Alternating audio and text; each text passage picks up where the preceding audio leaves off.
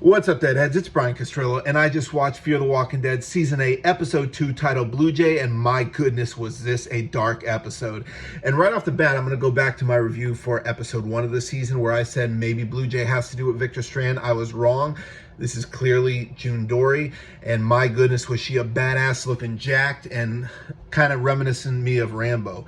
And we see her, she's walking through, these fields. There's signs there that are saying, go to Padre, but she's kind of replacing them, saying don't go to Padre, they'll take your kids. And she's out there sniping these collectors that are working for Padre, and not sniping them with bullets, but with doses to put them out. And then she cuts off their trigger finger, and then we see her saving them in a jar, and immediately I'm thinking, Mike, this is like the begin of June's villainous arc. Is she going to become a villain? And that was kind of my first initial thoughts. And then when I saw like some of the stuff she was doing later, I'm like, is she like the governor? Because this was kind of creepy how she was keeping the fingers in a jar. But oh my goodness. But then she ends up sniping another boat, and we find out that two of them on there were Dwight and Sherry. And then we meet a kid who basically catches June off guard, and we later find out that that is their actual son, but with the code name Finch. Again, keeping with this bird theme. Now, we also learned that Finch has kind of he could have a ruptured appendix, because looks like he could have appendicitis, and he needs to have surgery pretty much ASAP. They were trying to get him to a place on Padre that was going to take care of it, but June, of course, we all know her medical history, and Dwight and Sherry are basically saying, you have to do this. And at first, she didn't want to, but they she ends up finally agreeing, because she realizes that she needs to. And in this moment, we learn, how she escaped Padre, and Dwight and Sherry were also caught by there after the raft. Now, right before that, a man comes into where June was staying, and she had all these weapons that she had taken. She was basically building her own arsenal. That's why I'm like, this woman is becoming a villain. But this guy comes in, and he shows her, a picture of his daughter. They're both wearing bracelets, and June's like, I'm not helping you. You need to go. Just like, this is not the June I remember. But ultimately, let's go back to with Dwight and Sherry, and she basically tells him that she knows a place where she can, get this surgery taking place to help Finch. And we go to this old train yard in this train car, and there's walkers, or as they're being called in this season, carrion, which I kind of like that name. That's kind of a cool new name for the the zombies, walkers. And granted, in this Walking Dead universe, they're not called zombies, but for those of you that love horror and the zombie genre, it is what it is. But anyways, they are on this train, and we're starting to learn some of June's dark past in this time that she worked for Padre. And we learn that she was forced to basically start doing these experiments. And when you're walking through this this train cart, you see some of these crazy looking zombies or walkers or carrion. And they clearly have radiation with them. And then that guy came back who was looking for his daughter, apparently followed June, and they get into a tussle. He ends up shooting out one of the power boxes, and June basically says, you got to go back to the end of the train. Now, they've already put Finch under, anesthesia, and basically they tell Dwight and Sherry that they have to go back. And so they go, on the top of the train. They're successful in getting, the power back to the train from the rear of the train, the caboose, if you will. And some of these zombies are like creepy as fuck. The special effects in this episode were, because those zombies or walkers or carrions were looking badass as hell. Now, it gets even darker, because we're learning that basically she was doing this to try and, I guess, Padre's trying to basically make a cure, and it's through radiation. And she even makes a clear-cut reference to Alicia Clark, saying how she, learned about this because of someone who was bit and had survived longer than anybody else, and she was exposed to radiation. So this was her method of trying to save people. That she must have told this to, Padre, and then they're basically forcing her to do this. Now, we also learned that Shrike, the lady with the short hair, that June had actually got her. She was the first person that she had cut, her trigger finger off. And then, excuse me, this, the guy comes back. He I already said that, but he ends up coming back through the train because, well, let me go back a little bit. I'm getting a little ahead of myself, but Dwight and Sherry are, trying to come back, and they fall through, they get stuck, and June basically goes back to, to help them. And she says, you got to stay back there. And then this guy says, no, I'm coming through anyways. And actually Finch comes back, and they form this team, and they, they basically get through. They save Dwight and Sherry. And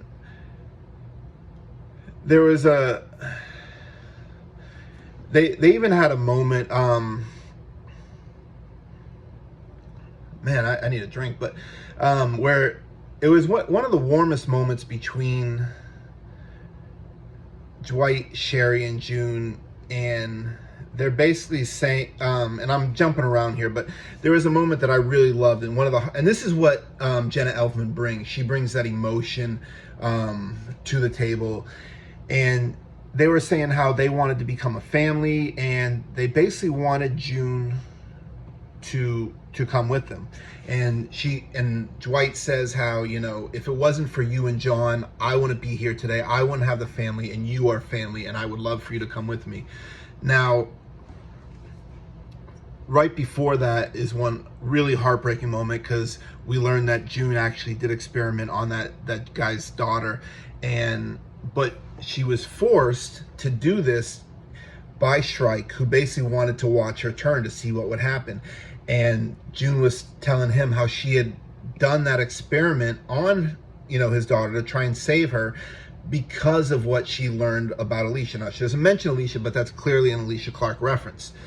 And then they get back, and Shrike shows up with her people and does one of the most evil fucking things I've seen in the Walking Dead universe. Like, I can see myself visibly getting mad. Now, right before I'm going to come back to that in a second, because right before, when they come in, you see a walker's head or carrion's head, whatever, in like these clamp things just hanging on. And you saw walker's heads in jars, but that one there, June killed it to begin with. But now that father who after he lost his daughter, he went in there and basically let his daughter kill him. And June went back to, right before, Shrike showed up, she said she was going to go put them out of their misery. But Shrike goes back and has that, well, not her, but she has her guys go back and get that guy's head, puts it in that clamp to replace the other walker head. And June was basically saying, I'm not going to do this for you anymore. And Shrike says, oh, you just need the proper motivation, and puts that walker head in there and basically pushes the button, and it's going forward towards Finch. And Dwight and Sherry are being held back, and you can see the anguish in their eyes, because what's happening, and this is getting closer to Finch's body. And Shrike literally lets the walker head bite Finch, and I'm like, oh my God. And I am visibly getting upset watching this, and I'm heartbroken for Dwight and Sherry. And Shrike basically tells June, you better, if you want this child to survive, you better work on this. So now we got a sense of that. But one thing I want to say about this, and watching this episode in particular, and the experiments, I'm going to go out and say this seems like June is basically responsible for the beginning of the CRM's experiments. And I believe that Padre is the beginning of the CRM. And remember those, those post-credit scenes that we saw in World Beyond, the more advanced studies? I believe this is the preliminary studies that probably got this ball rolling. Now, one of the themes that is in this episode is that June basically has nobody to live for and no reason to go on. And I think that she is basically going to be basically the beginning of the CRM's projects and where they start doing this. And possibly June, and this is where I could see June surviving, because it would be a great sort of subplot or post plot of this Fear the Walking Dead if she becomes so angry with what she allowed to basically grow with the CRM that she's going to make it her personal mission to kind of help shut this shit down, basically. And I could see that going on for June. But my goodness, what a dark episode that was. And then Shrike has June's finger cut off, which I can see why Shrike would have done that. But Shrike, you are an evil bitch, and I cannot, when something happens to her, that is going to be a moment for me, like when Michonne actually killed the governor, because that bitch is evil. But then we get a small scene at the end. We see Madison and Morgan, and they're in a truck, and Madison's basically telling him, what happened to you? Why, basically saying, why would you not want that with Mo? And she gives him this motivation, and she basically says, what does it matter? Just tell me. We may not even live to see this. And you can see Morgan's getting visibly upset. He's getting, upset with himself. And then Madison stops breathing. And Morgan's, fearful. He thinks, because from what we know of Madison, she can't breathe. She's having difficulties. And then he's yelling at him. They stop the car. And then Madison, being the fucking badass that she is, tackled these people out and basically says, Morgan, go. You have an opportunity. You got to go now. That is why I love Madison, because she is selfless. She is a badass. And that was just another moment for Madison Clark that I love. This was a great episode. Blue Jay is fantastic. It looks like we're going to, in kind of like their previews for next episode, it looks like Madison Clark smashes the window of possibly who is behind that voice.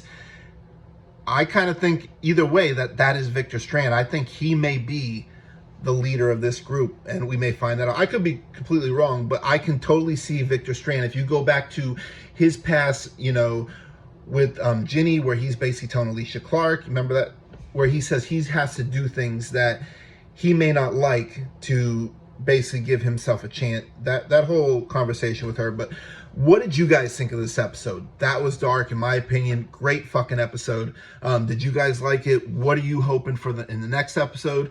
Next episode, I know we're going to see my favorite, though, Daniel Salazar, who is a complete badass. And I hope we are getting Daniel from season 1 through 3. I don't want no more forgetful Daniel. I want the Daniel we need. But did you guys like this episode? What questions do you have? Let's talk about it. I personally love this episode and can't wait for the next one. Love you guys. Can't wait for the next one.